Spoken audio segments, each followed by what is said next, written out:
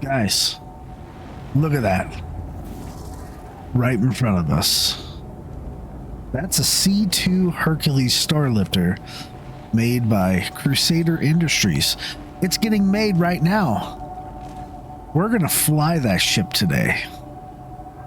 We're also going to fly the M2, the military variant, the Hercules Starlifter. Let's get this video started.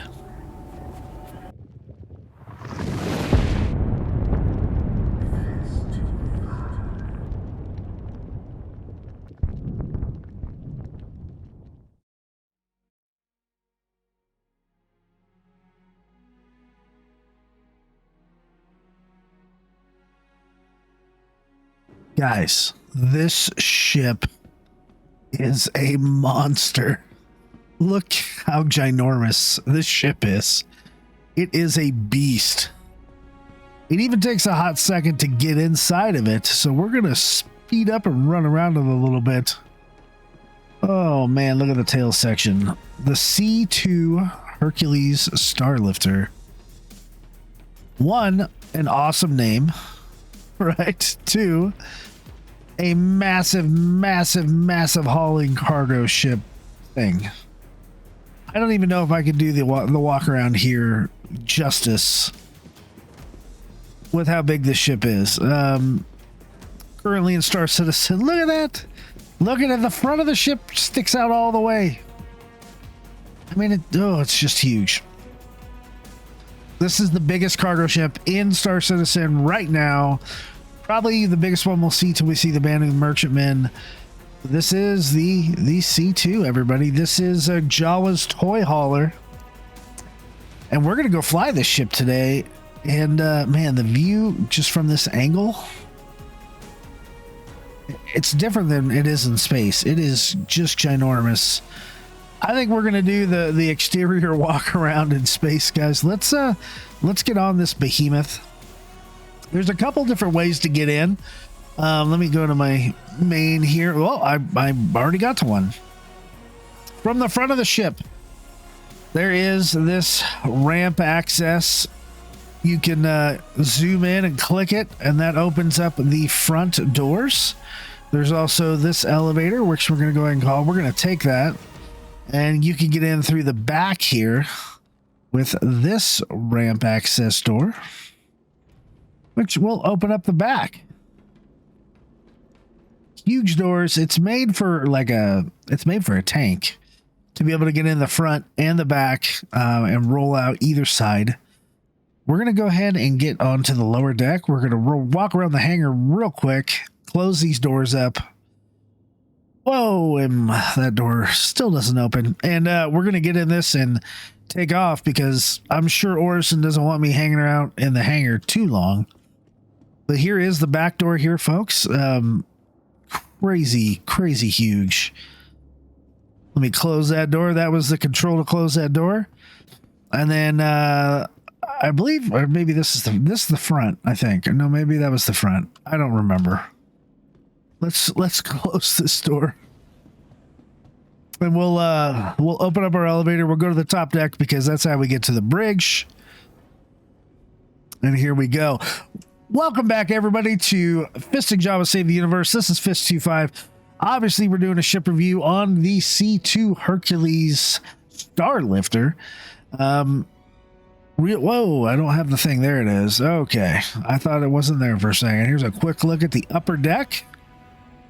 We're gonna, we've already done a review on the A2, and this ship is extremely similar. All of the C2, the M2, and the A2 are very similar, but they are a little bit different. We've already done the A2, did that a little bit of early access, and now we're going to do the C2 and the M2 to wrap up the rest of the line for Crusader. After Crusader, we are going to be moving on to RSI ships. I think we'll finish before we get to the Scorpius, but I have some special plans in mind for the Scorpius. So with that, let's call for hangar bay to be open.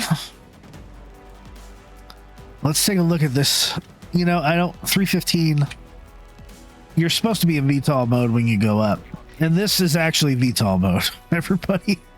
This is what the ship should look like when it's taken off. Let's go ahead and lift up just a little bit. It lifts up really very gently with a lot of ease compared to some other ships that actually do have trouble in VTOL. We got to wait for this massive hangar to open up. Yes, I'm an Orison. Yes, it's going to take forever to get out of the atmosphere, but I'm okay with that. This is where they make this ship. And one day we'll be able to see them like really making them. It does lift up a little bit like that with the mouse little nose up, but that's okay. We're going to go ahead and start moving forward. It has a standard tricycle landing gear, huge landing gear feet. Let's go ahead and... Oh, that guy's always interrupting. Let's hit N. We will close up the gear. A very beautiful animation. There we go. Gear is all closed up. And then we're going to spread the wings on this puppy by turning off the VTOL. And there we go. The C2, everybody. And so while we are... Let me align this ship so we're actually moving out of the atmosphere while we kind of do an exterior tour, hopefully. It's a good way to kill two birds with one stone. Yep, leaving the restricted area. Well aware. Okay, so we need to climb about another 70,000 feet or meters to get out of the atmosphere here. So with that, let's go into the external view. Here's a look at the 1, 2, 3, 4, 5, 6, 7, 8 engines in the back of the C2. Let's give it some afterburner. There we go. It's actually pretty loud. I know when I mix the audio, you can't hear the game sounds as much, but trust me, it's pretty loud. So the C2, we got a little bit of light on it right here. The C2 Hercules Starlifter. It is a civilian heavy transport manufactured by Crusader Industries, utilizing the patented Hercules military-grade space frame and expanding cargo capacity while sacrificing barely any firepower. I don't know about that. The C2 has taken the private sector by storm. It has become the industry standard for racing, it says racing teams, ship dealers, and manufacturers, construction orgs, mining corporations, and even large-scale touring entertainment outfits. The reason for that is because it can pretty much carry anything in the game. It can carry some light, small ships in its hangar. It carries any vehicle that's in the game. And you can really man this ship with a crew of 1 to 2. It's actually pretty darn easy to solo, but there are a couple remote turrets on the ship. If we go to the back here, you will see there is a remote turret on the back right there, and there is a remote turret on the bottom, and those are accessed by the co-pilot in the co-pilot seat. The cargo capacity of the Hercules Starlifter is 696 SCU, which is a ton of cargo. This ship, obviously, it is flight ready. You can buy it in game at Orison down there somewhere for right around just under 5 million Alpha UEC. And if you are looking to buy this possibly in real life, it goes for about $400 standalone or about $360 war bond. It is 94 meters in length, 70 meters at the beam, 23 meters high. It has a regular SCM speed of 135 meters a second and a maximum speed of 963 meters a second. So pretty slow. And it weighs about just over 3 million kilograms. It's a big ship, guys. It's a big ship. And you know what? It has a ton of paint. So it's going to be super fun for me to go pull out all the paints. I'm actually looking forward to it. The paints on this ship are also... they tie in with the M2 and the A2. So any paints that you buy for any one of those ships fits on all the ships. Aesthetically here with the C2, I really like the design. In real life, if you've ever seen a C5 Galaxy, it reminds me of that with its big mouth there with the front doors. Being able to you know, open those and load on vehicles or whatever. And it has these pass-through. You can see Orison behind it. These pass-through. I don't know, some kind of aerodynamic feature there on the bottom of the wing, and it looks amazing. It really does. It looks great.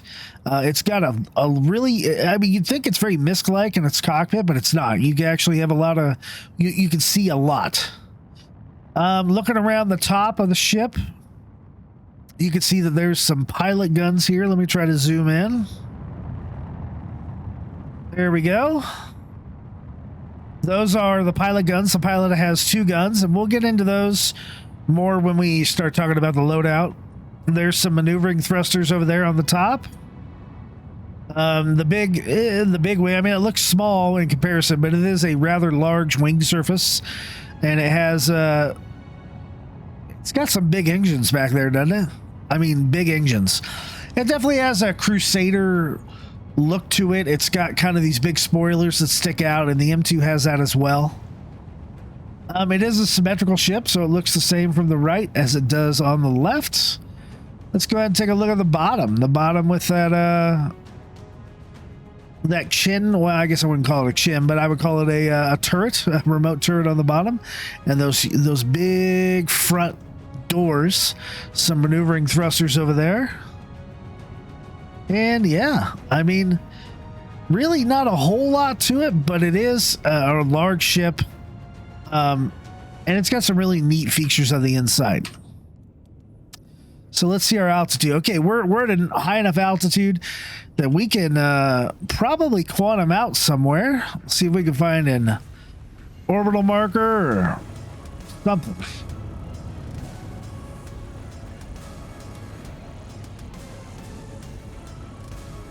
Maybe not. PO's up there somewhere, but I don't know if I want to go to PO right now.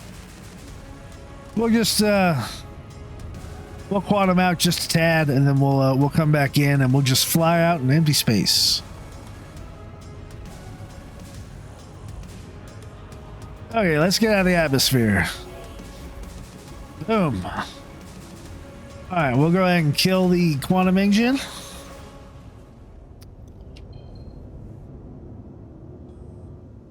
Okay. So first things first, I told you the view screen, it wasn't huge, it's a little MISC-like, but I feel like I have a lot of visibility out here. I really do. Let me cycle my quantum there. There we go. I think it turned off. 315 has a lot of weird like delays and stuff on its quantum right now, so apologies for that. There we go. Now we're on the outside in space. So here's what the ship looks like on the top with some lighting on it, with good old Crusader in the background with its clouds. Beautiful shot right there, guys. Let's maybe we'll make that our thumbnail. Who knows? Maybe it's this side. It doesn't matter. It's the same. Anyway, I'm getting kind of delirious. It's a little bit late out here. Let's look around the cockpit here. There's the co-pilot area over there. We'll go there in a minute. You see we have quite a large view area. I think it's fine. This is a cargo ship after all. We don't have a stick here. We have a yoke.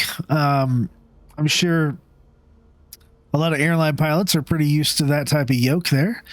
But let's take a cockpit tour. Let's go ahead and do that. So first off, let's go to the left. Now, switches down here. I don't think any of those switches down there will work. The pilot has 1, 2, 3, 4 multi-purpose displays at their disposal. I would probably say these 3 are used the most. This one's probably used a little bit. As far as buttons go, there's really nothing on the yoke. Nope, nothing there. We have our warning panel here. These buttons over here are right under the warning panel. This is... oh, I can barely read that. Scanning HUD. Quantum display on. Navigation display. Spool the quantum drive. deploy the gear, retract the gear, and I'm sure you could deploy the quantum drive once you lift that up and spool it. So that's what's over there on the annunciator, or right under the annunciator panel. Over here, we have our doors switch, open exterior, and press to unlock. That does change with the individual doors. So you do have exit over here as well. So I'll go ahead and open the exterior. And if you close one door and keep the other one open, then you do end up having two of these exteriors. This says sensor. It did say something. Sensors on. Headlights on. Oh, what? Exit. Okay, we already hit that one. Activate scanning. Sensor. Oh, more sensor stuff. Ping. Okay, and that says short range scan, and it looks like a long range scan.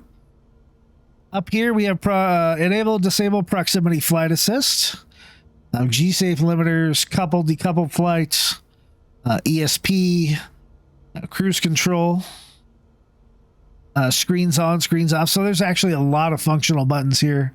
Up here on the very top, we have power on and off, engine on and off, weapons on and off. Is there a shields? Is there a shields button? I don't see a shields button.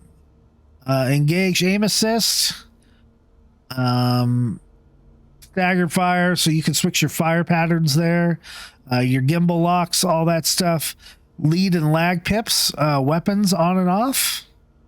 And hopefully the co-pilot will be able to use a lot of this stuff one day. I think that's about it for buttons, guys. Let's take a look at the ship from space with the doors open. We can get some light on it. Some point here. There's a little bit of light. So you can see through the ship with the doors all the way down, which is pretty awesome. Jawa and I have definitely stuck a Nova tank in here, and we were trying to shoot down bounties. And we were successful too. It's on our stream somewhere. That was a lot of fun. So let's go ahead and close these doors, close the exteriors. And it'll close both of them at the same time. You can see the doors retracting here. The back door is kind of a single ramp, and then the front door is a kind of a ramp with two front doors there that close. Okay.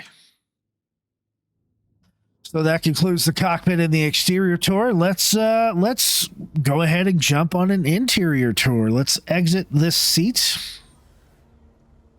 And actually, the very first thing we're going to do is turn around and enter the co-pilot seat. Boom, because I forgot to go over the pilot weapons, which we'll have to do that here real quick. So from the co-pilot seat, apparently it was already powered on. They do have comm channels, so if you need to talk to anybody with that, you can. I don't know if these actually work. Click at them. Oh, I did turn power off. And power came back on. Good to know. Good to know that worked. Don't do that to your friends. Headlights, all that stuff, ping. Also, a lot of these buttons, they should work for the co-pilot as well. But really, you have 1, 2, 3 MFDs for the co-pilot. And over here on the left, there's a little switch to the left of your screen here, and that's your remote turrets. And then this functioning MFD. So let's enter the first remote turret. So I believe this one is on the bottom. Is this the bottom? I believe it's the bottom.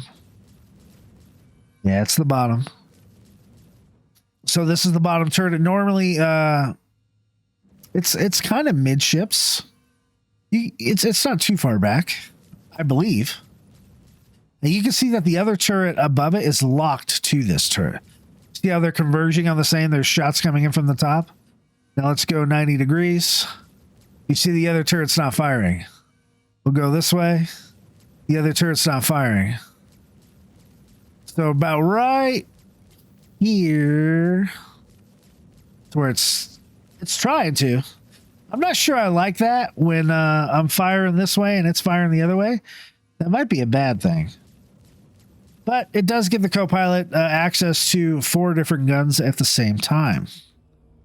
Now let's do the other remote turret. You can see this is the one that's on the back of the ship, but it's also on the top.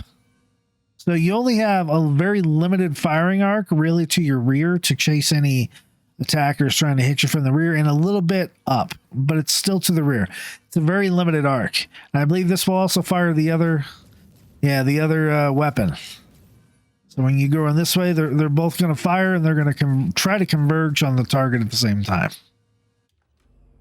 So that is our co-pilot functions. They also would have functions for missile operator mode. And that's really it for the crew. Like I said, a crew of 1 to 2 for this ship. Let's go ahead and fire the pilot guns. So the pilot has just those 2 guns up front. And they're by no means small guns, but at least the pilot has something that he can shoot at when he's solo. So here is the bridge compartment for the interior tour. Looks like there's going to be a station there for something. And this is typically the gunner station on like the M2 or the A2. Very Crusader, a lot of hoses. Everything is cylindrical. Cylindrical? Was that a... Cylindrical, that's the word. Here is a panel that we can open that contains... What's in this? I'm not sure what that is, but I'm sure it's important to the operation of the ship. And here we can do the same thing to the other side. To enter this tube, here we have our escape pods. And we do have what looks like to be 4 of them, but maybe only 2 of them are... No, it looks like they're all functional. So maybe the other 2 here, the other 2 escape pods are for guests. But definitely 4 escape pods. And then this guy right here. There we go. This would be like a weapons rack or a weapons locker up here close to the bridge. And there's another one on the other side. There we go. This ship also is equipped with mood lighting and things like that, as force reactions are pushing me all over. Give me my mood lighting. Maybe this panel doesn't do it. I thought it did. Maybe not. That's okay. We're gonna move. Oh, it should be this. Is it this one? There we go. So now we basically turn on kind of a dimmer light. And okay, lights are back to bright. What's this guy do? Oh, that turns on the red. So that's even more of a darkened ship type of action. Moving along back through the second cylindrical tube. I said it right this time. We have another door here that we can open, and this contains a component. I'm not sure what component that is. Probably a shield generator, it looks like. It doesn't actually say. There should be some signage here somewhere, but it looks like it would be a shield generator. Coming back here is probably some kind of a fuel line or a chill water line or something like that. The aesthetics are absolutely beautiful. Over here, Lightning LTD. I'm not sure what that is, but there's another compartment over here. So a lot of access to engineering space is very close to the bridge, which is a good thing. Coming back to midships, we have all of our storage compartments and things up here. We will go around to the port side first, and here again is our kind of our mood lighting buttons. We hit this guy and it goes to a darkened ship kind of state. This one is just, mood lighting right there. And then we have full bright lights. This is the ladder that takes you down to the cargo deck. I tend to use it over the elevator because the elevator tends to stay down at the cargo deck level. But you can easily call the elevator right there, and since it's a glass panel, we can actually watch it go up, and we've already seen that. In here, there are cargo compartments that we can open somewhere. Where is the open mechanism? There it is. So there we go. And you can put some storage and stuff there. I'm not quite sure what you would put there. Maybe a box. It's probably like 1 SCU of storage. This one is apparently already occupied.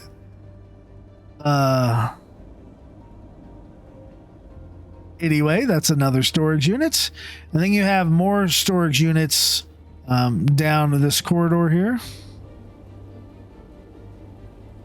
Open it up, open this guy up, and everything's going to be the same on the other side. I'm not sure what's up with these red. Oh, it's just personal storage. Oh, so that opens up the ship inventory. So if you need to put stuff into the ship inventory or move stuff around your personal, that's what you can do. Hopefully one day we'll be able to actually see the physicalized cargo in there as well. We'll get back over here to recreation in just a sec. The other end of recreation. There is some steps here that lead us right onto the other side of the ship. Habitation being over there. And the ending over here. There's just many more storage areas and storage compartments.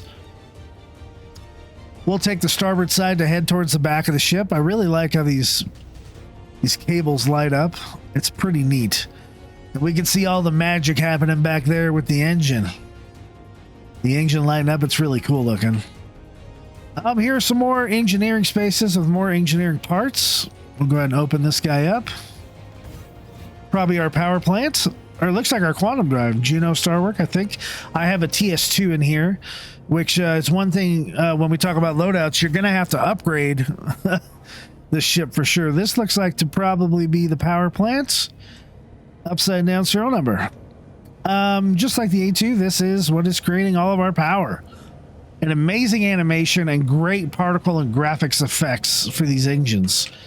Coming back here, this is the engineering station for the engines. No access to this guy, but it looks like maybe you can do some kind of a work back here, and the other side is a mirror image of this side. So there we go. Let's go ahead and hit up our habitation first. We'll come back here on the rear. And we'll open it up into habitation. From the rear side, looks like there's some storage on the walls here. And then over here, some actual storage lockers. And this is where you're going to put your armor and clothing and things like that for when, you know, if you decide to live on this ship.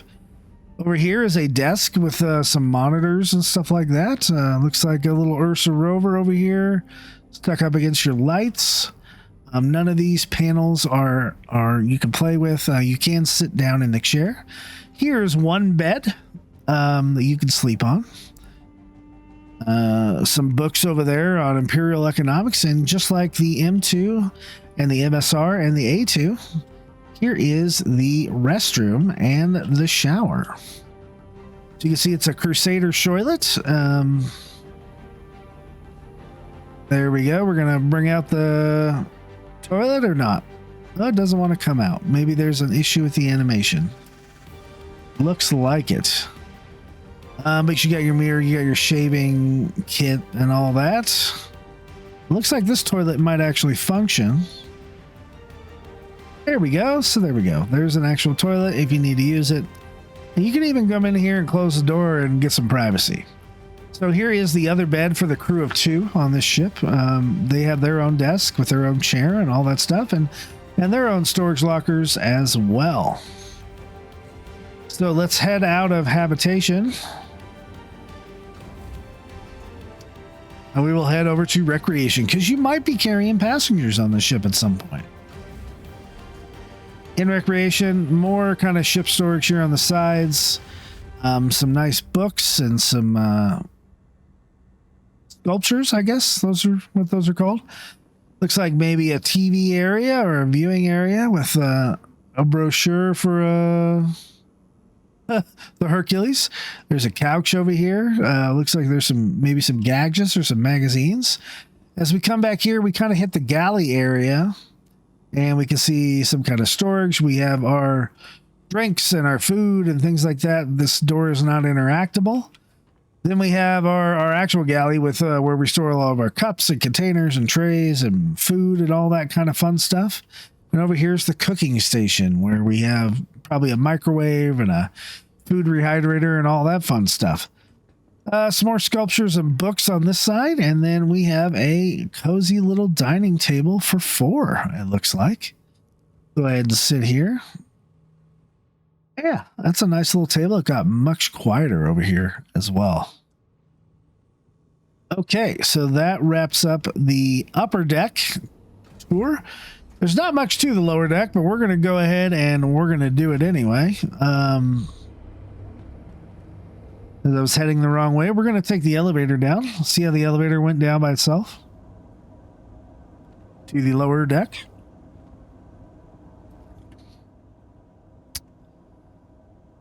All right, elevator opens, sesame. All right, so we're not going to exit the ship. We're going to make sure to go to the lower deck because we will fall off because we are moving. And there's no way I'm going to be able to EBA and catch this ship. So as we come down here, the cage opens, we step out. This is a massive, massive cargo deck on this ship, and that's really all it is, everybody. There's not much you can do to interact with anything. It looks like there'd be some kind of storage or interaction with these compartments, but that is not so. You can open these doors while we're in flight, and hopefully we don't fly out of the ship, but we are moving. That is the back of the ship that we're facing. As you can see, the exhaust trails over there with Crusader in the background. Okay, time to close that ship up real fast, or that door. I don't think we can control the lighting here either. No.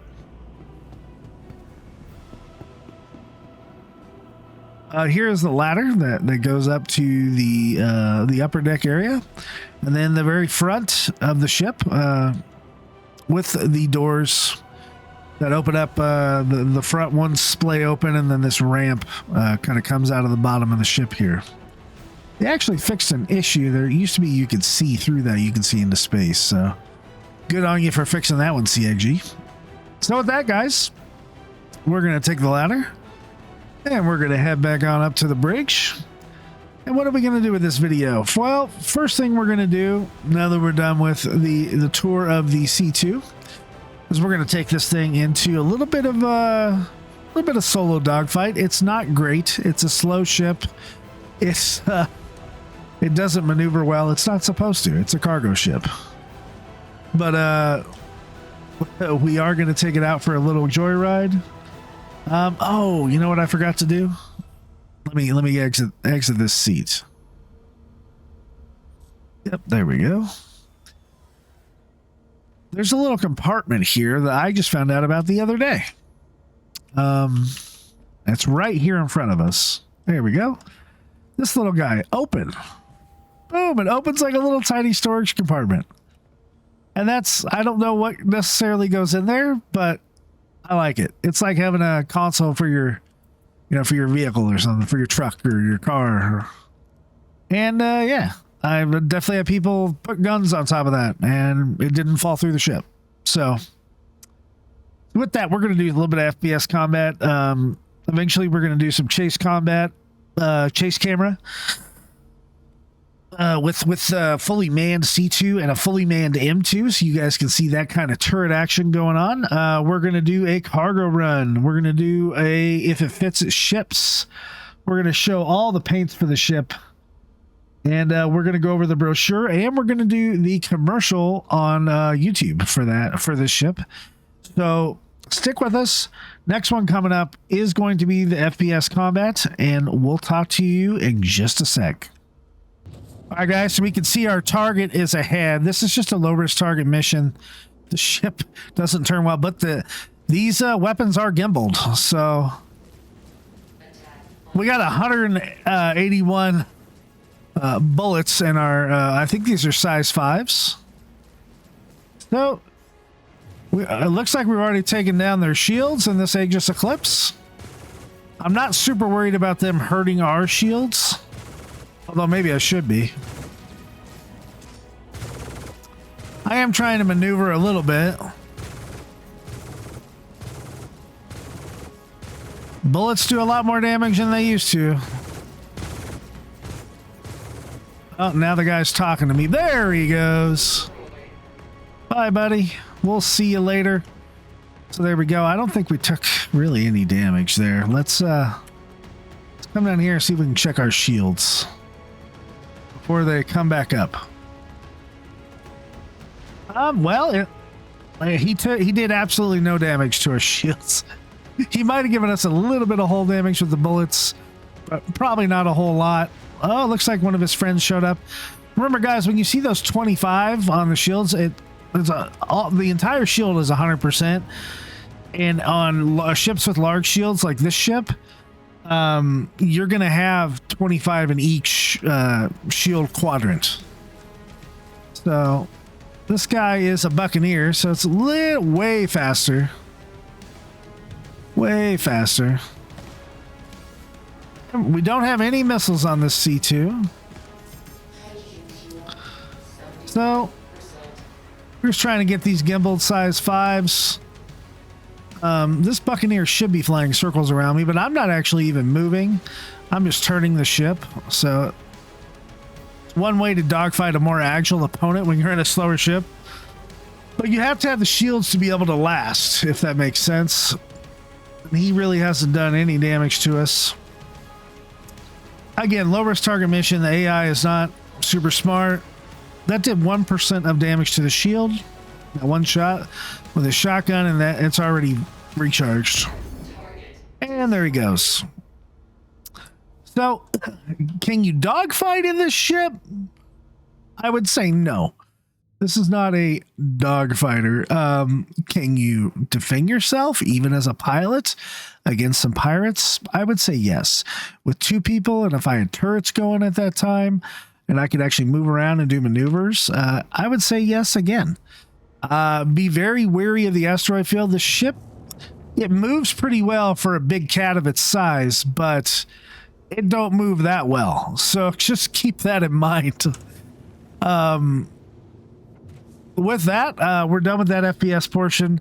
We're going to go ahead and at this time, we're going to move over to a shipping, well, I guess cargo type of thing. We're going to, because it's very similar to the M2, I'm just going to do one of them.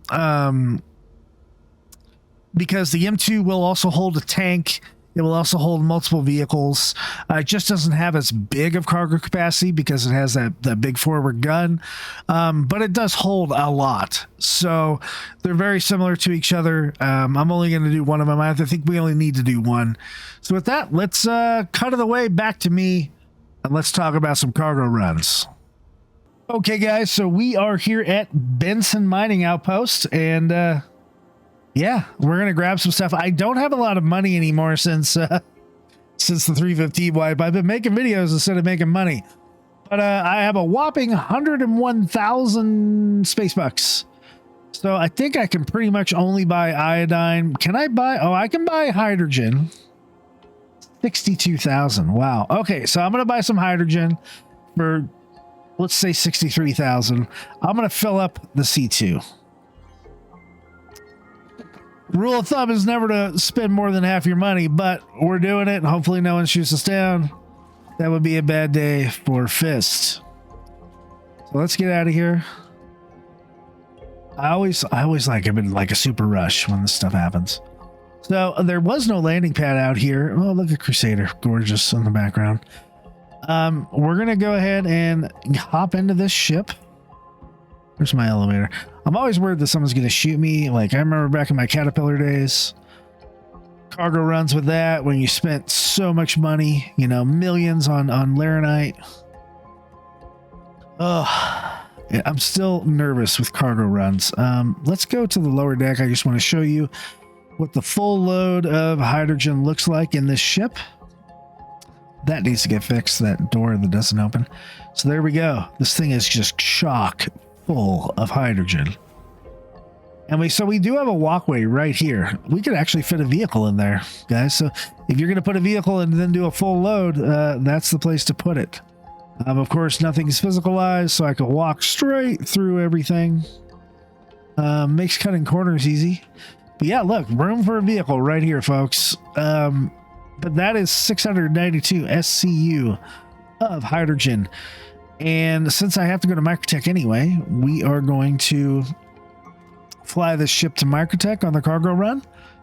We'll probably cut to when I get to the trade terminal and see how much this sells for. We might do when I actually get to Microtech, we might do some fast action. Maybe I'll fast forward through the whole thing here. Since I actually have a TS2 in here, it's a fast trip in Quantum. So just stand by and let me actually take off. This thing can be a pain to land. Engine's on. There we go. We'll take off. Landing gear up. VTOL off. Give it some gas. As we take off from Benson Mining Outpost.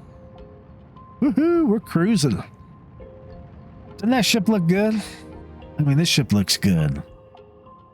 I know it's like one of Java's favorites, but this ship looks good.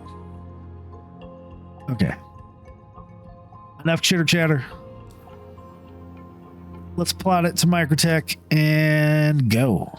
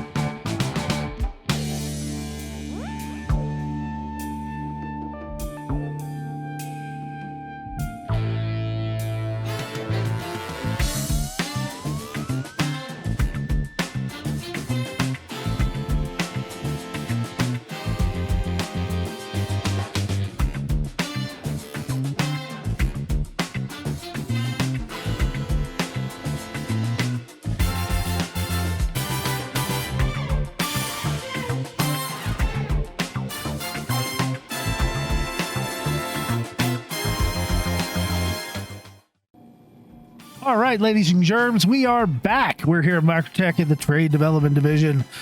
Hope that wasn't too long of a flight for you. Hope you enjoyed seeing me walk around real fast. So we are going to sell from our C2. Now remember, we spent about $62,500, but you know. Let's see, hydrogen. I'm going to say 63. So hey, we're going to make 76,560 on that. So 76 minus basically 63, right? We're gonna make $13,000 on RC2 with just a quick jaunt around this from Yella to Microtech. We made 13,000. That's actually not too bad when you build up your wallet here and you're able to afford things that are relatively available, like astatine, titanium, things like that, and you're able to fill up a C2. I mean, now you're talking 30 grand a trip, something like that. Now, I made, 13,000.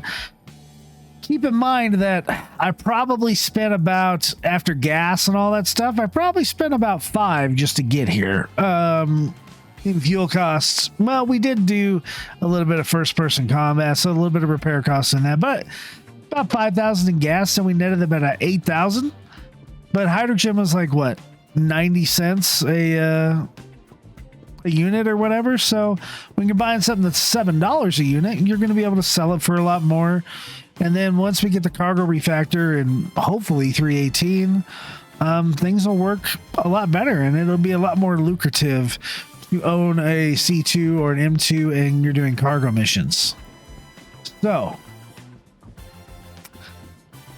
we just finished up the cargo mission and I am running back to the spaceport. Of course, I'm gonna beat everybody on the track here in full armor. And I think the next part of the video, it's gonna be if it fits the ships. I believe we're gonna do it in the C2. I film a lot of this stuff out of order because I gotta have other people help me with some of the stuff. So with that, I'm gonna board the Metro Rail and I'll see you at probably a moon, because I don't think I'm gonna do it at New Babbage. And we'll load up some stuff into the C2. We're not gonna see how many things fit in there, guys. If you guys want to do that, that's fine. But I'm telling you right now, I've done it before. You can put a Novitonk in there. You can actually put two of them in there. You can put two ballistas. You can put a Tonk and a ballista. You can put an Anvil Spartan in there. You can put a whole bunch of stuff in there, because that's one of the things the ship is known for. So with that, let's cut over to if it fits, it ships. All right, everybody. So we are back with if it fits, it ships in the C2 Hercules Starlifter. I swear to God, when I got here at Magda, this place had light, and now it's dark, and we're just gonna keep shooting the video. So if it's too dark for you, sorry, my apologies. I think it'll be all right, because it's gonna be nice and bright when we get on the ship. Anyway, we are here, obviously loading up a Tumbril Nova tank, or Tonk, however you like to pronounce it. And we're going to load it into the back of the C2. The C2 can fit two of these rather comfortably with a lot of room left over. This is, after all, Santa's sleigh here. So we're going to load it from the back. And one thing I like to do, you see that the gun's sticking out. I believe if I turn off the weapons, it'll retract the barrel of the gun a little bit. It just gives me a little bit of peace of mind to get on the ship and store this tank. There we go. And you can see it's on the ship nice and comfortable.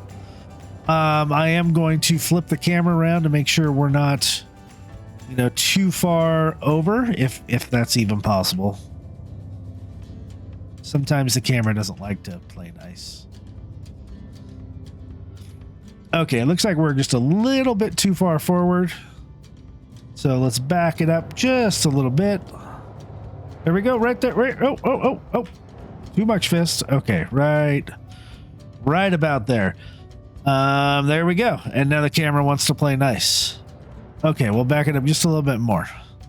So just to show you, that gives us a ton of room here to park another tank in here. We'll go ahead and shut this tank down.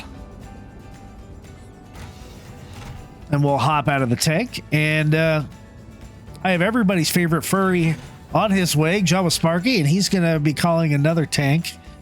And we're going to put that thing in here side by side and show you just how much room is left inside the ship with two tanks in it. So as we can see just right here, I should be a load master. Man, I got this thing all the way to the edge. Really nice. I'm super proud of myself. Anyway, we'll have Jawa actually back in the tank on his side. And yeah, we'll go from there. So stand by, and we'll be right back with you. All right, everybody. So we are back. We have transitioned into MVG mode just so we can see a little bit clearer. I know with reshade, when it's dark, it's like super dark, especially if you're watching on your mobile phone. Okay, here we go. We got Jawa coming in, the only guy to drift a tank. Here we go, Jawa. Hey, you were drifting yesterday. That's true. It's fun. Okay. Come on back, sir. There we go. He's in his Tumbril Nova Tonk. Gonna back into the C2. Look at how much room is in here, everybody. Tons of room. Tons of room. Okay, we'll switch out of reshade mode or out of MVG. There you go. I think that's plenty. Oh. Oh, yeah, we know, lady. Those nine tails, I tell you what. Yep. Okay, thanks, Crusader. See, I'm not even at Crusader. I'm in Magda. Leave me alone, lady. Okay, Jawa. Jawa is in here. Sorry for the interruption, folks. They're a little bit rude, but look how much room. There's two tanks in here, and there is still enough room to probably put another tank in here if we put it in sideways here. And maybe, we throw in what? At least, what do you think, Jawa? At least like 6 or 7 cyclones? Oh, yeah, definitely. There he goes. Yep, There he I'm goes, gonna go folks. grab a buggy. Why would you? Okay. He has a thing for the buggy. But yeah, look how much more room is still left in here. Now the A2 and the M2 don't have this much room, guys.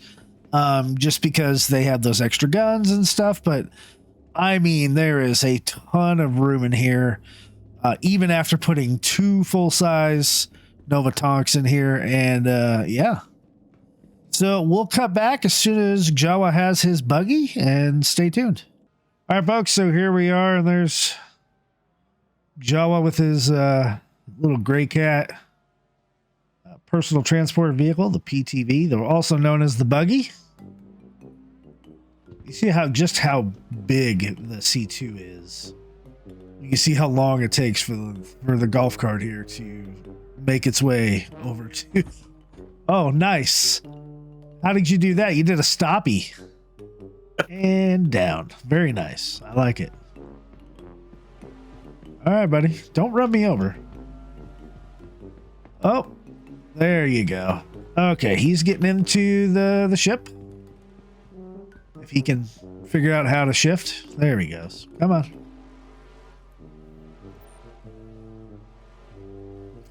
It's like watching my teenage daughter trying to drive for the first time. Yeah, so I mean, look how small the buggy is, right? Yep, and he's fitting that thing all the way. We could probably stack like 100 of those things in here, Jawa. Yeah, we sure could. I mean, there could be. I think there's memes of people doing so many. Oh, I'm behind you. Okay, folks. Well, there you go. You could put any vehicle you want in here. You can fit 2 to 3 of the biggest vehicles in the game. Nice. You just exited inside my tank. You're stuck, huh? Yep. Well, there he goes. He's out now. All right. I'm glad you got free. So yeah, you can fit 2 tanks in here, probably 3. You can multiple Cyclones, Dragonflies, Noxes, the upcoming X1, probably the upcoming RSI Gravlev, multiple buggies, all the stuff you want into a C2. It is really Jawa calls it his toy hauler, and I tend to agree. It's meant to carry all this equipment and more. So that's it if it fits his ships. We're not going to do the M2. I will tell you that the M2 will fit 2 tanks pretty easily. 3 is a stretch. Maybe you could wedge something in there, but it'll fit just a ton of vehicles. And you'll see how big the cargo area is in the M2 when we get to that section of the video, which is coming up next. All right, friends, we're here looking at the Hercules M2 Starlifter variant here, and this is the military variant, really, of the Hercules. Of course, my camera doesn't want to. Here. This thing is just as big of a beast as the C2, although it does have a different feature. And this is it, that big old cannon down below, and it is a little more militaristic, I should say. It's got a little bit different on the inside, but it's pretty much the same. We're going to take a look at this behemoth, but we need to get out of the hangar first. Call the elevator, just like we would do with the C2. Notice there's a big chin turret right there. No turret, there's one on top. Those are both controlled by the co-pilot. And we're going to top deck. So the C2 is the cargo variant. The M2 is the military cargo transport variant. It is nicknamed the Mama Bird. It is a military Protean vehicle transport that supports strategic lift and landing operations, such as Sword of Hope, which I could probably try to paste down in the description below. Some really cool lore. It is manufactured by Crusader Industries, and it is the UEE Navy's premier tactical Starlifter. Now here's the big difference when you're in the brig here. Pilot, co-pilot, and guess what? A gunner seat using the gunner's terminal. That is kind of there in the C2, but there's no seat and that terminal doesn't work because there's no gun for it. So everything else pretty much is the same as far as the cockpit goes. We're not going to do a cockpit tour or anything like that. We are going to take a look at the paints of the M2 and stuff like that, but that'll come during the loadout section because there are a number of them and they do transfer from M2 to C2, and so there's all kinds of different paints. But when I do the paints and all the liveries, everything will be on the M2. So with that being said, we are going to call for takeoff from Everest Harbor. And again, 315, 316, you don't start in VTOL mode, which I kind of prefer to. I'm not sure why that's a thing now. But you see the same type of landing gear as the other ships. We will retract those in. There we go. Beautiful, beautiful, beautiful. And we will start to make our way out of Everest Harbor's hangar. Thrust. All right, folks, and we have cleared Everest Harbor. You can see Lorville and the commercial area up there just in front of us. You can see it from space. So here we go. Here is the Crusader Industries M2 military Starlifter. And you can see the default paint scheme on this. I always interrupts. It's a little different, right? It's this kind of really cool gray. Mixed with some darker grays in there, a little bit lighter grays with some black on the accents. Let me change the VTOL so we have the full Delta Wing configuration here. When I got some white accents on there too. So you can definitely see the turret in the back there. You can see the chin turret up front and the pilot guns right there. And this guy actually has a turret there on the bottom. Done out of the way. There we go. And that is for the gunner seat. So with that, in a direction that's not Hurston itself. And we'll kind of take a tour of the ship a little bit. A little bit of stats of the ship. It is a crew of 1 to 3. The cargo capacity of the M2 is 522 SCU, standard cargo units. In game, the ship does cost 5.2 million alpha UEC. It is not rentable currently. The price in real money, a standalone, is $520. The original price is $480, which is also the war bond price. I think when it first came out in concept, it was $400. So it's a pretty pricey ship, but it does hold a lot of cargo. Its SCM speed, as we can see, it is 135 meters a second. Maximum speed being 963 meters a second. And let's see. Well,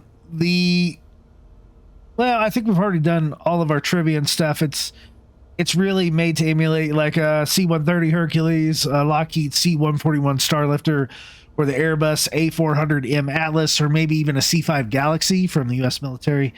And that's what these ships are trying to emulate. So let's hop out of the seat. All right, there we go. We've already done the co-pilot stuff, but we're going to go ahead and do it again real quick. Hopefully we're not going to shut down the ship by doing this. I think power is over here. Yep. Power on. Weapons on. So we want the remote turret. There they are, 1 and 2. So this one for our remote turret. You can see we don't have any power there. That happens all the time, and what you have to do is cycle power. Off. Weapons off. Yeah, you see how to cycle the power for the whole ship? You do it again, and it'll work. That's definitely a bug right now. But when we get in this turret, notice the ammo is spun up. So we are facing backwards right now. We're in the rear turret. We turn around to go forward. Or no, this is backwards. Sorry. Right? Yeah, this is backwards. So we're in the chin turret. You can see that the top turret is still firing with us. We definitely don't want to shoot Hearst and security. They're probably trying to tell me to slow down. Oh, I definitely don't want to shoot him. Anyway, this bottom turret here, I'm sorry, the bottom remote turret, this should be the top turret, but it's facing in the back, right? It's not the chin turret. So it will match with the bottom turret just like that on fire, but it's limited to its arc here. It can go straight up, shoot things that are trailing you or in the back, but that's pretty much its maximum range of movement. We'll go ahead and exit the co-pilot seat, which, by the way, also has missile operator mode. And we'll enter the actual gunner seat here.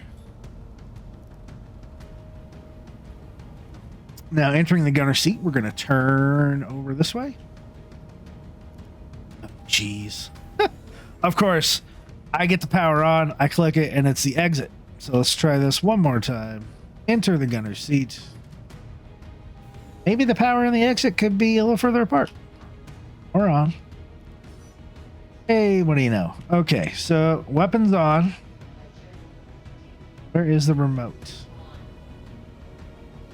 Where's the remote? Or off.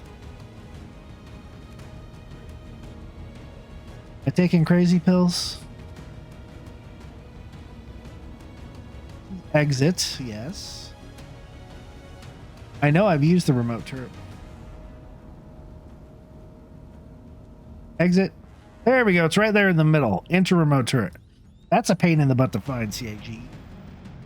So you can see we are under the ship right now. There's the back side of the ship.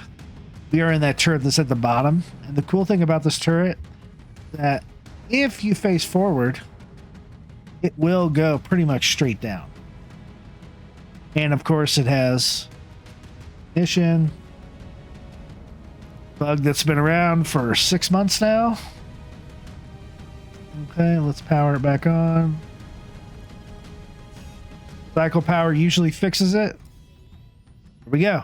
Now we got guns. So, like I said before, it will shoot straight down. Almost straight down. It's pretty close to 90. You can see we're up here.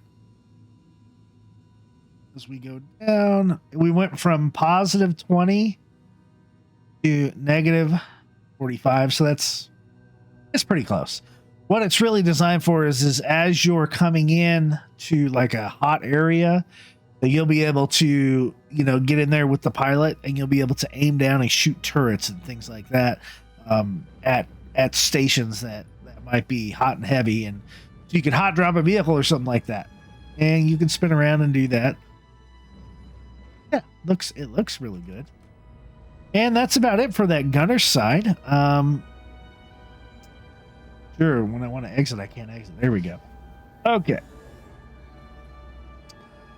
So now let's take a look at the M2. It's going to look a lot like the C2. It's got these escape pods right here. Yep, so you'll be able to have yourself and your crew escape. Although there's a lot of escape pods there. And then we have, you know, the different component bays and things like that for engineering. Now coming up here, you notice the color scheme is still very red and white like a C2. It doesn't really have an internal color scheme that is the M2, but you know, it is what it is. There's some, you can do some mood lighting and things like that over there. It has the ladder right here and the elevator. The personal storage areas over here that you can use by, you know, clicking on these buttons, and it'll open up these compartments.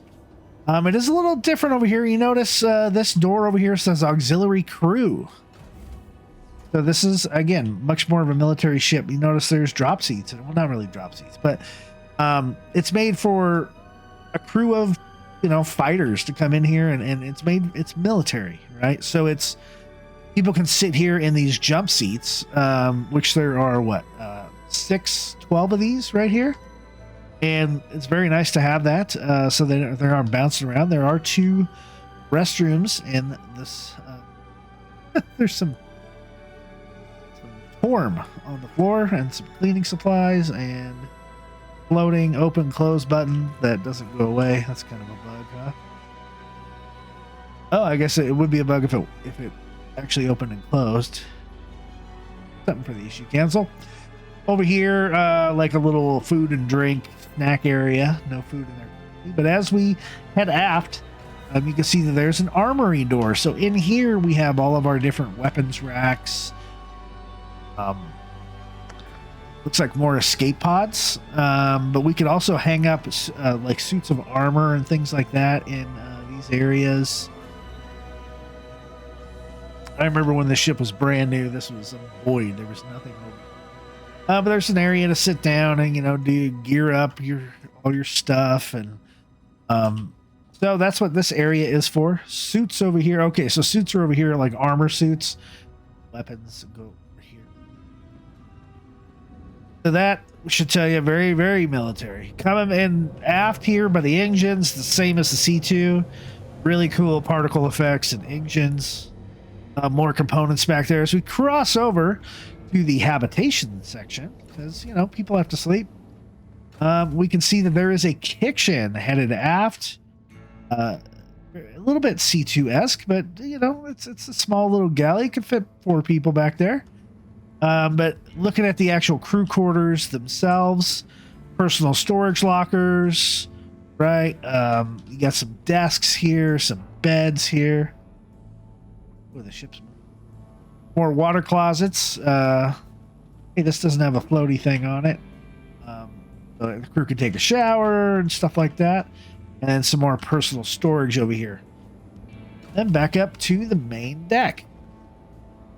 So all in all, that is the upper deck of the M2. Now we'll take the elevator down to the lower deck. Or you can take the ladder, whichever one you want to take. I just want to show off the elevator in action. Go. So we're going to go to the lower deck. And when you come up on this, it looks huge, and it is huge. It's a huge storage area, but it is actually less storage than what the C2 has. The C2 is a little bit bigger on its storage area. So here we go. It still fits two tanks in here with no problem. It still has the retracting fold out front door and back door. It's the same type of thing here. But it does actually have less space than the C2. So there we go. There's an interior tour of the Crusader M2. And now we're going to go on to an FPS mission. You know, if you're going to solo this ship, what it kind of feels like to fly in this and check out its maneuverability in like a solo type of dogfight or something like that. As we hop into the front seat. So let's just keep it going at SCM speed. We'll do a full pitch here around Hurston.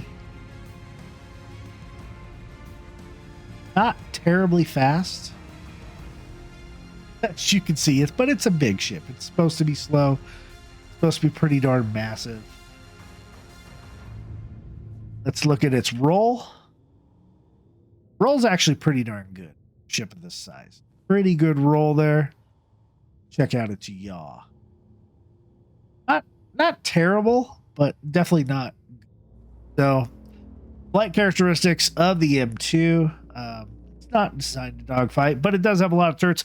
It's definitely designed to defend itself, and it's designed to attack ground targets. So, with that, let's see if we can dig up a little trouble and come back for the dogfight. Stay tuned. All right, folks. So as you can see, we are coming in here to a dogfighting mission. Now, the M2 has the same size weapons and same set of weapons as the C2. It has gimbaled size 4s on there, which means they're size 5 hardpoints. I have not changed them off the stock weapon. You can see the freelancer miss shows up way before this other the actual target. This is a medium risk target mission. And I'm on mouse and keyboard right now while I'm waiting for my mounts for my sticks. So this will be interesting, flying this big old ship in the asteroid field.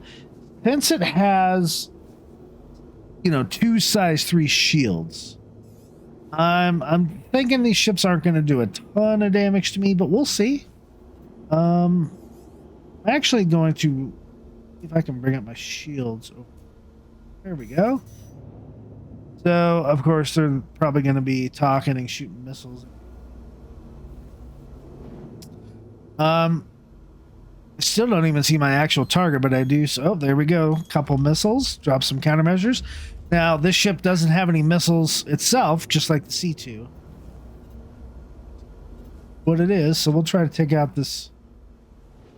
There we go. We'll try to, with a lot of ammo in the M2 and the C2, but we'll try to take out this, we'll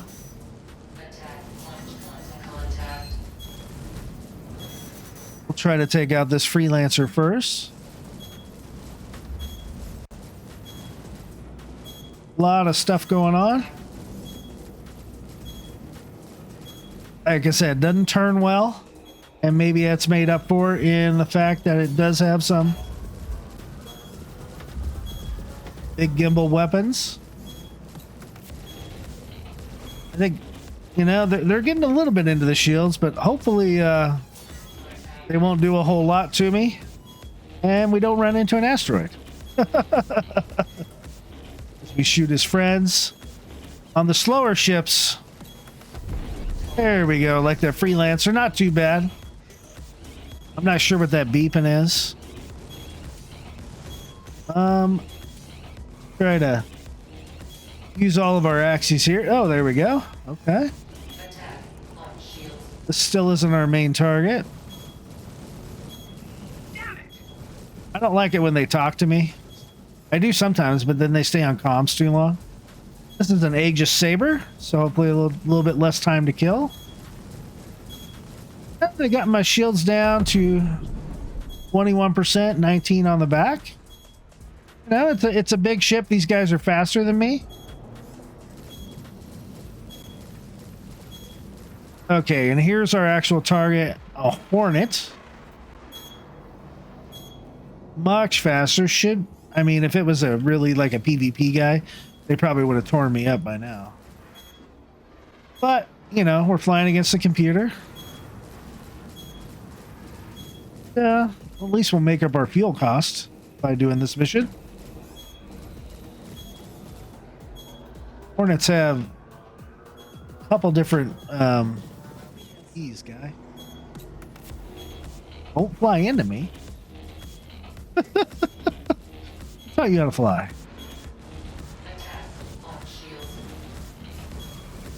There we go.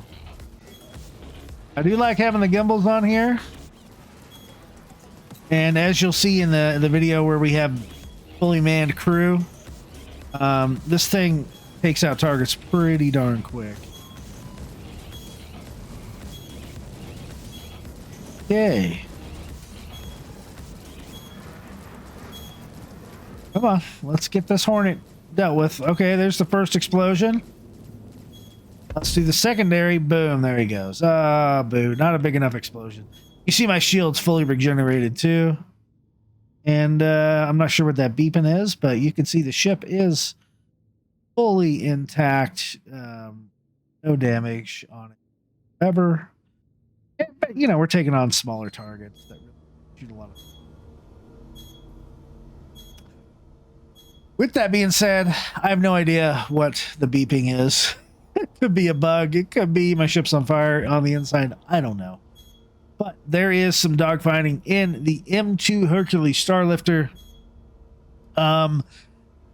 You know, we're not going to do if it fits a ship's segment because we did that on the C2. We'll get into the fully manned dogfighting at the end. Other than that, guys, that concludes the M2, and we're now going to hop into the brochure for the Starlifters. Then we'll do the video that CIG made. Then we'll get into the chase camera dogfighting, and then we'll wrap it up. Thanks for watching so far. Please stick around. All right, folks, so we're here at the ship loadout at ERKUL Games, the DPS calculator. We're going to do the current ERKUL Games stuff, and then we're going to do the capacitor version of it as well. We'll do it for the C2, then we'll do it for the M2, and then we'll go over to the capacitor side. Actually, we'll do C2, capacitor, M2, and then capacitor. So this is what C2 has stock, okay? It is a courier ship. Courier is transporter. Ship size is 5. It's a very large ship, which has a lot of hull hit points. 82,200 hull hit points. You can see the numbers here for speed and afterburner speed, which is really top speed. They're the same as the M2. As we saw in the video, the pitch and the yaw were pretty poor on the C2 and the M2. The roll is okay for a ship its size. This thing has a ton of hydrogen capacity and quantum fuel capacity, right? It burns a lot of hydrogen. It doesn't burn a ton of quantum, but in Stanton, but it burns a ton of hydrogen doing stuff. So you will, even for just missions down to a planet and leaving the atmosphere, you will be having a high gas bill. But if you can afford this ship and the other ships, yeah, it's just in-game money, right? I'm going to do a comparison here. The cargo grid for the C2, 696 SCU, almost 700, right? And you can buy the ship in-game at Crusader Showroom in Orison or at Area 18 Astro Monitor for 4.9 million Alpha UEC. Now, I'm going to switch over to the M2, and we're going to take a look at some of the differences here real quick. The M2.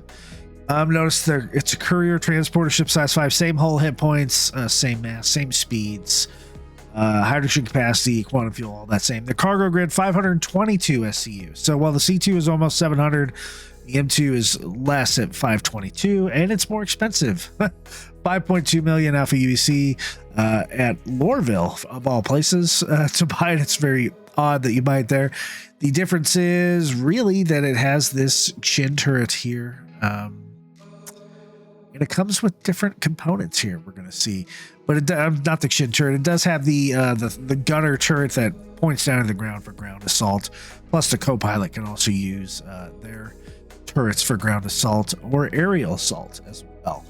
So let's go back to the C2 here. Don't want to get anybody too confused. The C2, it has 2 gimbal size 4 guns for the pilot. They are M6A laser cannons. You can see that they do 630 DPS. Now, because the ship is a pain to move, I actually highly suggest that you keep the gimbal loadout. The cannons aren't awesome, but they're pretty good. You saw we took out targets pretty easily. This thing has some big shields in it. So, but if you, what I would recommend is that you upgrade from the cannons over to the higher DPS CF447 Rhino laser repeaters. A little bit more DPS, and it's a little bit easier to track. They do less damage per shot and less alpha damage, but they have a higher fire rate, and that's kind of the current meta, at least in 3.16. But if you are a better pilot than probably I am, especially moving this behemoth, you want to size up, go up to the fixed size 5s. You can put on the CF557 Galderine, and now your damage, really, you're going from 640 to 1013. That's a huge jump in DPS. You're looking at pilot DPS of 2,000.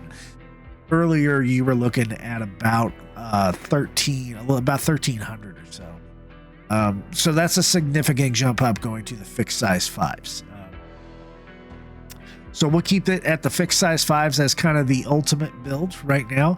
The turrets for the co-pilot, the remote turrets, there are 2 size 4 guns on there. Again, I would, you can't change the turret, it's bespoke. So I would put a CF447s on there, a little bit more damage, a little bit easier to track. That gives the turrets, if you can manage to shoot together, that gives them 2560. But at least one of them will have 1,280. The C2 and the M2, neither one has any missiles at all. They don't have EMPs, QEDs, or utility type of stuff. The C2 comes with 2 size 3 shields. It comes stock with industrial grade C stronghold shields. That's 200,000 shield hit points. That's a ton. You should be fine for all except really some, if you're going up against a Redeemer, it's going to shred you. But for a lot of the smaller missions and stuff like that, a lot of the fighters, unless they're really good pilots and getting you where you can't shoot them or outmaneuvering you, you should be able to hold off something. So because you're going to run. This is not a fighter; it's a defender, and it's a cargo transporter. So, with that being said, if you wanted to upgrade the industrial shields to a parapet, by all means, go do so. They are 169,000 alpha UEC apiece, and you only get an extra 15,000 hit points. Something you might want to consider right now in 316 is looking at civilian shields. Let's go to military first, though. The FR-86s, 136,000 alpha UEC, and they're the exact same hit points as the parapets. So don't spend that money when you don't need to in this patch. Look at the civilian NAR guns, the 7CA NAR guns. They are the same hit points, 115,000, but they only cost 100,000 alpha UEC each. So you're going in saving at least 30 grand, but 35 grand, and you're getting the bump in shields right here. Gives you 30,000 more hit points. I don't think that's significant enough to actually warrant an upgrade, but if you wanted to, this is what I would recommend in patch 316. The power plant, it is a Genzel industrial grade C. All this stuff is industrial grade C components. If you look at our power table over here, we're 8,485 out of 50,000 power. We're actually fine on power. You don't need to upgrade this power plant. If you really, really wanted to, you could put a Durango on there. Industrial, it gives you 5,000 more power. You don't need it. Military version, go with the JS500. That's 139,000 alpha UEC, and it's actually less powers than the Genzel. It does recover faster, but I would say stick with the Genzel that was on their stock. With the coolers, they come with industrial grade C thermal cores, which I've had zero problems with. If you look at our cooling, we're at 1,000 out of that's how much cooling we need. Our cooling capacity is 32,000. So there's no need to upgrade the coolers at this point. They really don't do anything right now in the game. If you did want to upgrade them, I always recommend going with the Chillmax, the industrials. But look, at 287,000 alpha UEC per cooler, there's no point in buying them because you don't need them. 1, 2, it's only 1,600 more cooling. Okay. You could look at the military stuff, which is actually less cooling. Industrial is definitely the way to go for cooling. So I would say keep it as it is with thermal cores. Now, the one thing I must insist that you upgrade is this horrible quantum drive, the comma. It is extremely efficient, the comma. It is very efficient.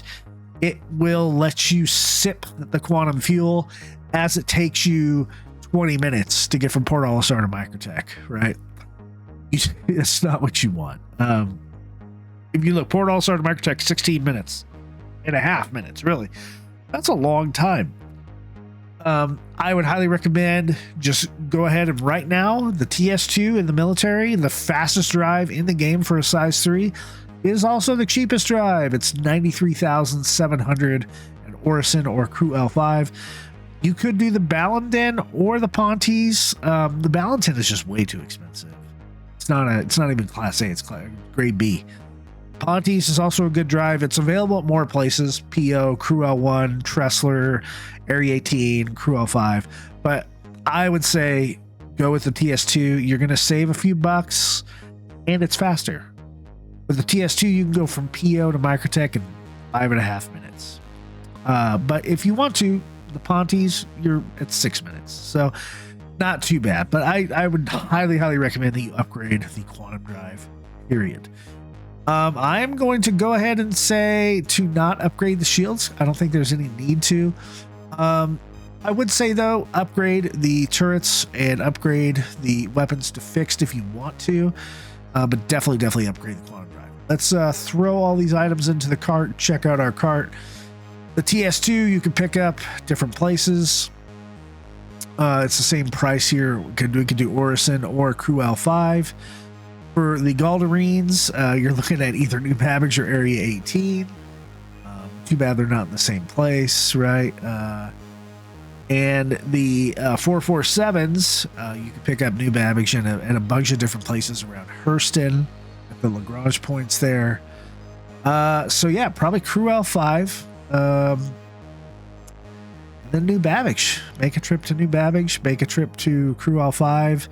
And there you go. And the total here to upgrade the C2 is 232,848 alpha UEC, which is a lot of money. It's not that bad. Like, definitely I've had ships with, $1 million plus for an upgrade. This is all you need to do in 316.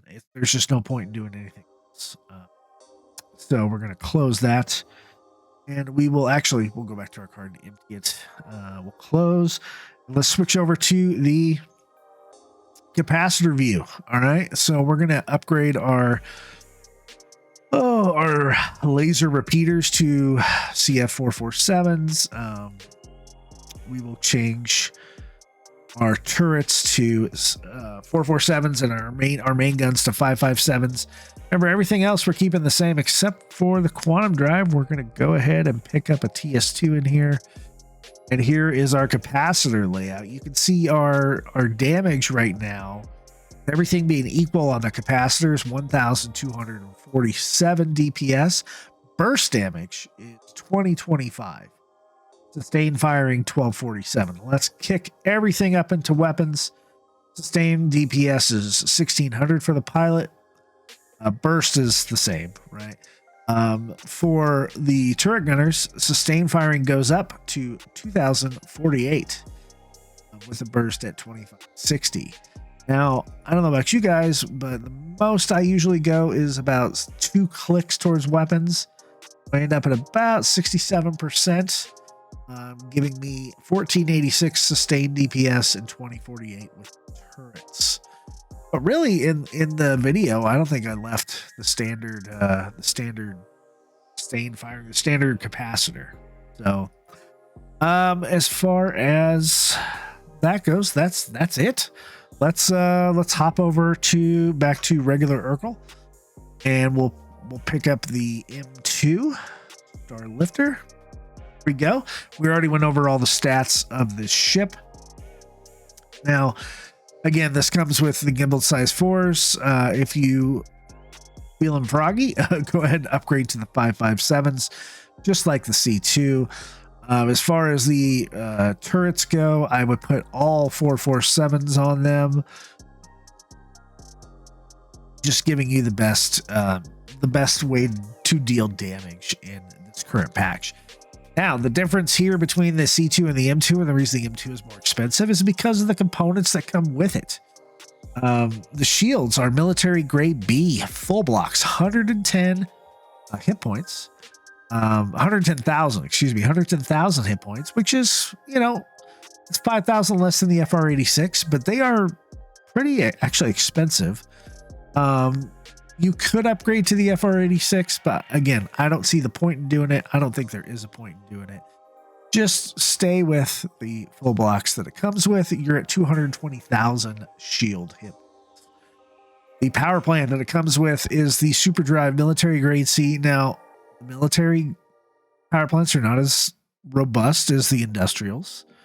You're going to get less. They do have like a faster recharge, but there's really no point in that right now. But still, there's no need to upgrade the power plant because we're using 8,900 out of 37,000 for our power supply. So I would say leave the power plant alone in this patch. The coolers, they come military grade C coolers. There's 2 Mercuries on there.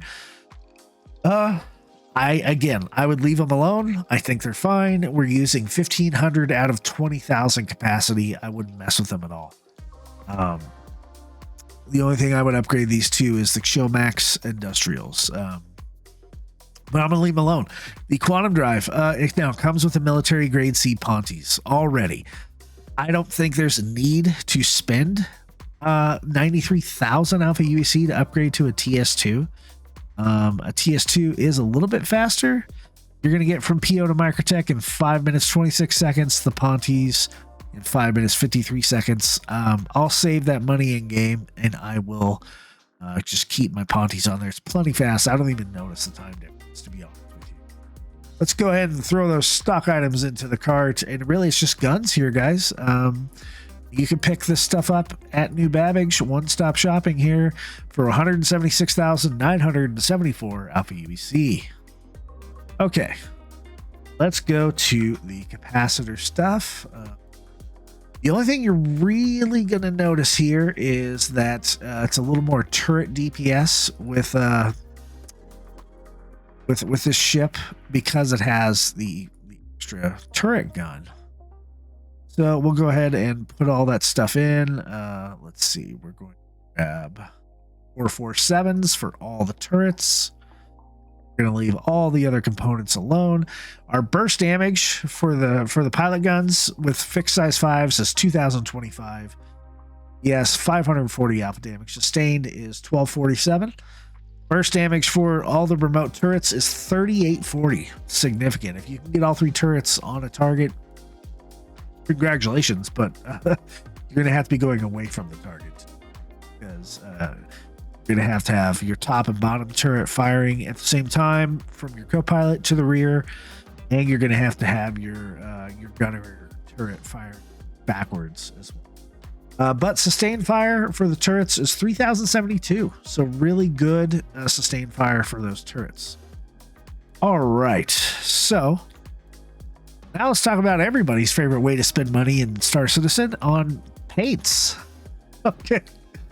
So you guys, through the video, you've already seen the stock C2 paint. You've already seen the stock M2 paint. So the first paint we're going to bring up is the Argent livery. So the Argent livery is kind of silver in color with a silver and gray camo and gray accents on it. I think it actually looks pretty good. It's kind of that light silver. I think it looks pretty darn neat. The second paint we're going to look at is the Best in Show livery for it's actually for the C2 and not the M2. Thank you to JawaSparky for letting me borrowing his C2. He actually owns a C2 and he bought it during IAE. So he did get the reward for the being a C2 owner, getting this awesome metallic blue and with dark gray accents paint job on the C2. The next paint we're going to look at is going to be the Cerberus livery. This is a dark gray livery with a dark blue sheen coming off of it at certain angles with dark gray accents. This is by far my favorite paint job for the M2, not the C2, but the M2. When I think of the M2, I'm thinking of a very dark aircraft. Space is dark. It should be dark. It's very military, very tactical, and I really like the look of it. I think it looks fantastic, and yeah, enough said. The next paint job we will look at is going to be the Draco livery, which is kind of goldish in color with dark gray and tan accents on the Draco livery. It's kind of that, it's goldish green, I guess would be a good way to. The next paint job we're going to look at is going to be the Dryad livery. This is one of the newer paint jobs. It is a green camouflage color with gray and green accents. This is very much like a woodland camouflage, if you will. Would be great in the jungle if a C2 or an M2 or an A2 need to land in the jungle. The next livery we're going to look at is the Frostbite camo livery. It is a bluish white color with a gray and black camo pattern and dark gray accents. This is the standard Frostbite that a lot of different ships have. It looks cool. I think it's great camouflage for something like Microtech or Lyria or something like a really bright white type of planet or moon. The next livery we're going to look at is the Invictus blue and gold livery. It is blue color with dark gray and gold accents and an Invictus logo. It was only available during the annual Invictus event. And I have this because I bought my M2 around that time. And so I was able to get this awesome special paint scheme for my M2. The next paint scheme we're going to look at is the Sylvan livery, which Sylvan always reminds me of like elves from Dungeons and Dragons. I think it's one of the languages they can speak, but it is a kind of a pale green color with gray and light gray accents. Kind of looks a lot like the Draco, but a lot lighter green. So not in love with this paint. I might melt it. Not sure. Not a whole lot with that CAG. Not super impressed. Sorry. And the last paint job we're going to look at is a Timberline livery, or Timberland.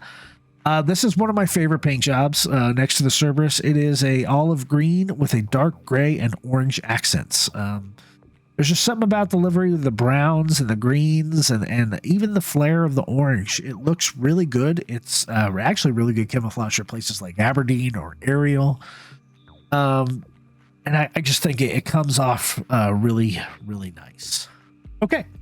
And so that wraps up our review for the loadouts for the C2 and the M2 Hercules Starlifter.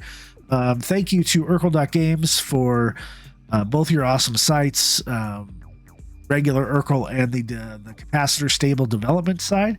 And let's move on to the brochure. Okay, so we are here at the brochure for the Hercules Starlifter. Of course, the thing you can see on the screen is the beautiful M2. Man, this ship really does look cool. It looks like a big turtle almost. I like it. I really do like the look of it. It reminds me of a C5 Galaxy so much. Defining fine class. Crusader Industries proudly presents the Hercules, our standard setting, all-purpose tactical Starlifter chassis. The original M2 was designed as a Protean vehicle transport craft to support strategic lift and landing operations, as evidenced by its ubiquity throughout the UEE military forces. But the versatile frame has found cause in a variety of alternative applications. From airborne assaults to supply drops, the Hercules excels. As a premier ship in its class, it sets the standard for galactic transport on a massive scale. You could see the two tonks in the picture, and so it looks like some loading items. It has these giant size 10 bombs that only the A2 drops, so I'm not sure why it's in this picture or why the ramp's not down. But all kinds of other little bombs out there as well. Definitely fits two tonks in there. Tonk and a ballista, Spartan, all kinds of different things. Here's a cool picture, which is a cadre of gunships bringing in supplies, vehicles, and superior firepower to a humanitarian aid effort on Charon 3, which is a lore thing. One craft, any mission. The Hercules has played a role in numerous military, civilian, and humanitarian aid operations, and the ship is becoming increasingly popular for commercial use.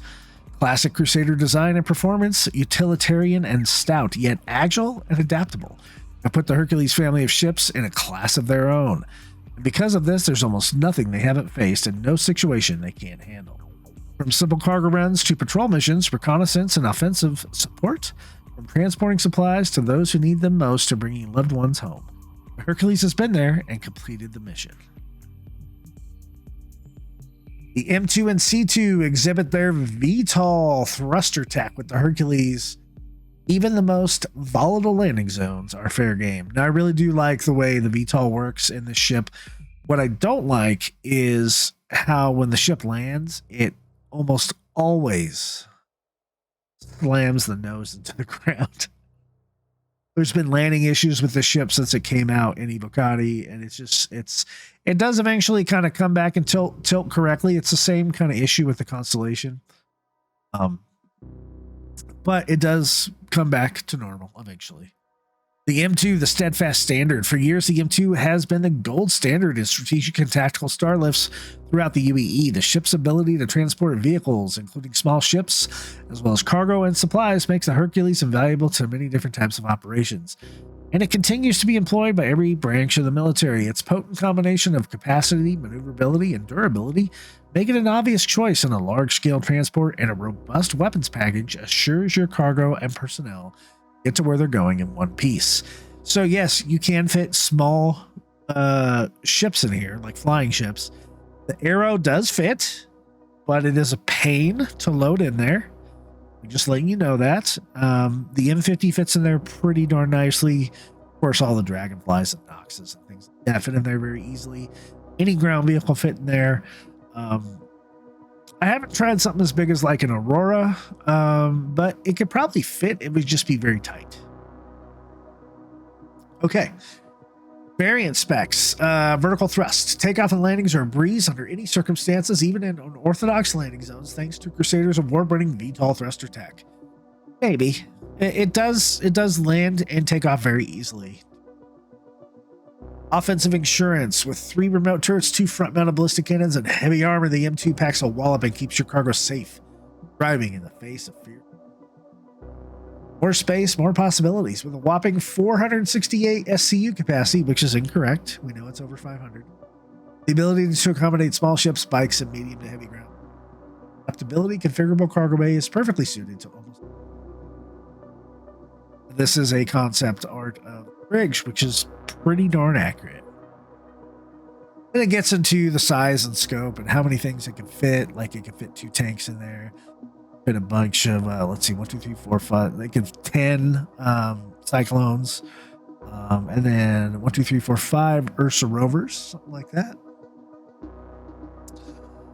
Then it gets into the A2, which we're going to skip because if you want to look at anything with the A2, please watch my review on the A2. I love the A2, but I have a separate video on the A2. And then we get into the C2. A C2 deploys ground vehicles and freight, portraying the massive capacity of its cargo bay, which is pretty massive. I think it can fit 3 talks in there. I need to try that. The C2, massive transit. Crusader has made a huge impact on the civilian market with the C2, which has become the industry standard for racing teams, ship dealers, and manufacturers, construction orgs, mining corporations, and even large-scale touring entertainment outfits. Using the patented Hercules military-grade frame and expanding cargo capacity with sacrificing barely any firepower, it's easy to see why the C2 has taken the private sector by storm. And then, other stuff, mil-spec space frame. It's lighter and faster. Not really. It's the same spec as the M2 for speed and stuff. And it does have the extra cargo capacity in the C2. And then there's more specs in there. It does just have 2 tanks on there. But I think it could fit 3. And there we go. That is the brochure for the Crusader Industries C2 and M2 Starlifter. At Crusader Industries, we believe that our values are more than a standard of behavior. They're our legacy and our inspiration.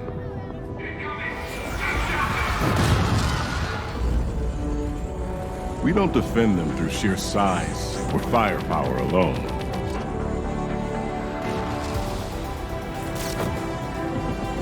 We ally ourselves with those who share our core beliefs. We make sure the real heroes make it to where they're needed most. At Crusader Industries, we know that lifting up others benefits us all.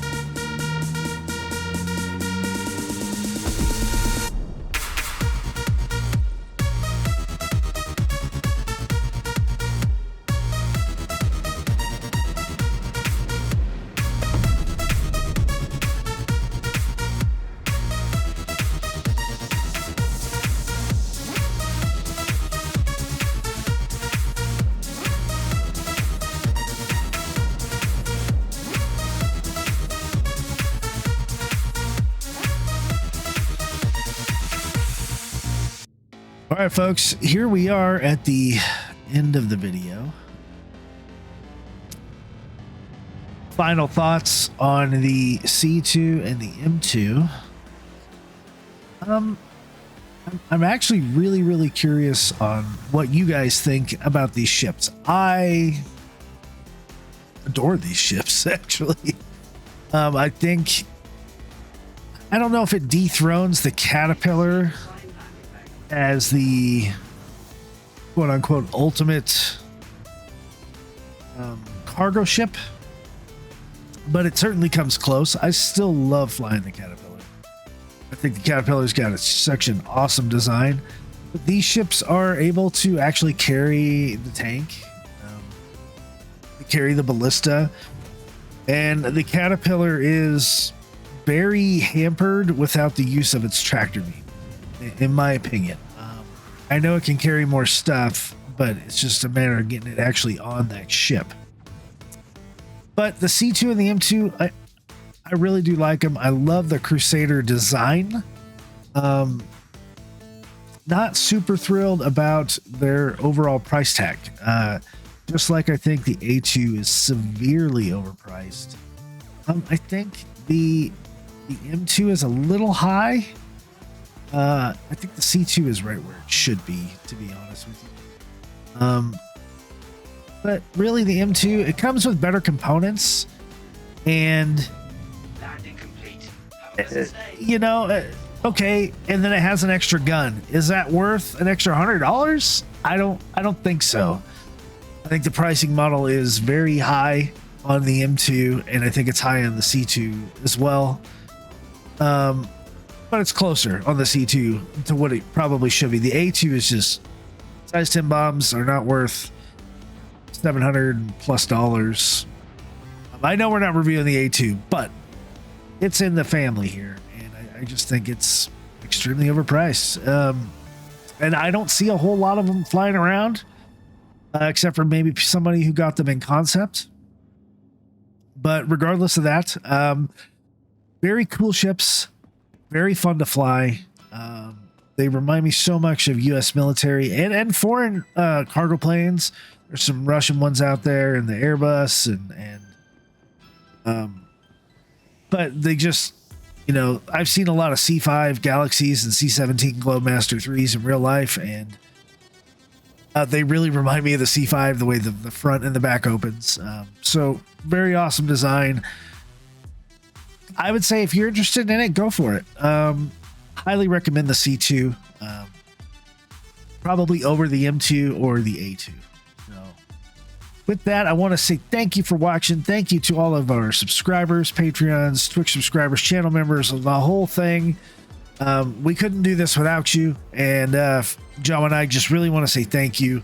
We appreciate all that you do for us. And, you know, hey, I'm filming this end part here in 2022. So happy New Year to everybody. If you do like the video, we have earned your like and subscribe. Please like and subscribe to the video below. And we'll see you on the next one. We're going to be doing the RSI series next for some of the RSI ships. As this guy creepily walks up on me. Okay.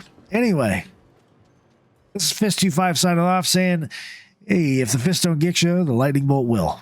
Good night, Stan.